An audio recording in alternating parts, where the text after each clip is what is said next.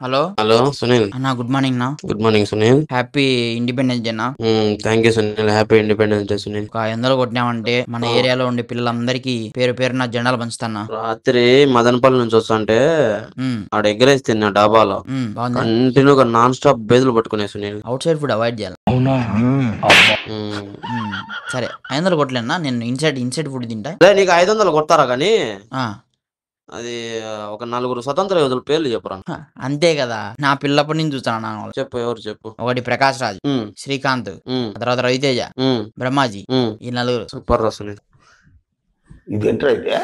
అరే నీ అబ్బా ఎంతరా ఏజ్ అనేది ఇప్పుడు? మొన్నే 23 పడినా.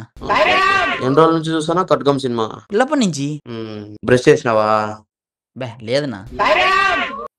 బాత్రూమ్ పోయి బ్రష్ చేసి గుద్దం మూసుకొని కట్కం సినిమా వస్తుంది మళ్ళీ ఈ రోజు. ఆ, పెట్టుకొని చూసి ఏనా? తిని పండుకో. ఏదన్నా స్వతంత్ర దినోత్సవం రోజు ఏదన్నా పోయి ఒక గవర్నమెంట్ ఆఫీస్ కో స్కూల్ కో పోయి ఏదన్నా నీట్ గా పోయి రెడీ అయ్యి జెండాకు వందనం చేసి ఆ, 10 మంచి పనులు చేస్తారు రా సునీల్. నీ మాదిరి 500 ఇప్పించుకొని నేను అది చేస్తా ఇది చేస్తాను అన్నారు ఎవరు?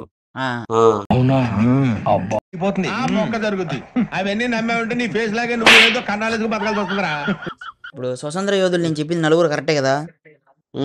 కరెక్టేలే సునీల్. అది ఎందుకంటే పిల్లప్పటి ఉమ్, నుంచి ఖడ్గం సినిమాలు వీళ్ళే స్వతంత్రం తెచ్చినారు. ఉమ్. నేను కూడా ఒకనైతా సునీల్, నిన్ను చంపి స్వతంత్ర యోధుని. నా స్వతంత్రం వస్తుంది. మరి అంత స్వతంత్రం నాకు వద్దులేనా. పెట్టు సునీల్, కొత్త మూసుకొని పని చూసుకో. ఎందుకు ఇవన్నీ మనకు? ఓకేనా. Happy bye. ఇండిపెండెన్స్ డే అన్న, థ్యాంక్ యూ.